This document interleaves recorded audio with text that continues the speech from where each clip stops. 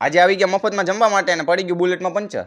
બપોરે નીકળી ગયા હતા અભયભાઈના બર્થડેનું જમવા જવા માટે, કેમ કે પાર્ટી લેવાની બાકી હતી આપણે. આ ભાઈ બુલેટ લઈને જેવા બહાર આવ્યા એવું પંચર પડ્યું અને પાછું મૂકી દીધું બુલેટ ફ્લેટમાં. અને અભયભાઈને આપણી ફોર્ચ્યુનર આખો આપી. ક્રિશભાઈ મફતનું ખાવા આવી ગયા, પણ નાનો ભાઈ આવે તે. આ ભાઈને રાતે હુડ કેક થી બગાડ્યા તો પગમાં ક્રેક આવી ગઈ. ફાઇનલી બધા આવી ગયા, અતિથિ હોટલની અંદર આવીને બધા અભયભાઈનો ટકો કરવા માટે બેસી ગયા. ઓર્ડર દીધો આવે જ છે, હડક તો જોવાનું.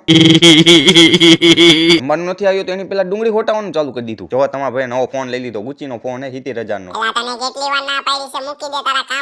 ભૂલથી મોટી ડીશમાં શાક લેવાની જગ્યાએ નાની ડીશમાં શાક લઈને બુદ્ધિનું પ્રદર્શન કરી નાખ્યું. હું તો સાચું જ છું, તમને બધાને ખબર જ છે. આ બધા ખોટી ડીશમાં શાક લીધું. હા ભાઈ તો ચમચીની રાહ નથી જોતા, ભૂખ જ એટલી લાગી કે હાથથી હબોડવા લાગ્યા. અમીને હોટલ વાળાએ આપી દીધી આપણને ચોકલેટ. ખોલીને જોયું તો ભીનો રૂમાલ નીકળો હાથ લુવા માટે. તમે બધાને વાઇબ ખો ભીનો રૂમાલ. હા ભાઈ તો ફૂલ પૈસા વસૂલ કરવા જાય, આખું બંડલ ઉપાડી લીધું. એટલે તારે ક્યાં એટલું બધું સાફ કરવું છે? ફાઇનલી બધા જમી લીધું. ગુંજલભાઈ જો ગબ્બર જેવા લાગે ને, ગબ્બર બાઈક નાનું કરે ખાલી. લેટ આવીને આપણે આવી ગયા ફોર્ચ્યુનર ધોડાવવા માટે. ફોર્ચ્યુનરને ધોતા ધોતા અરે અભયભાઈને પલાળી દીધા.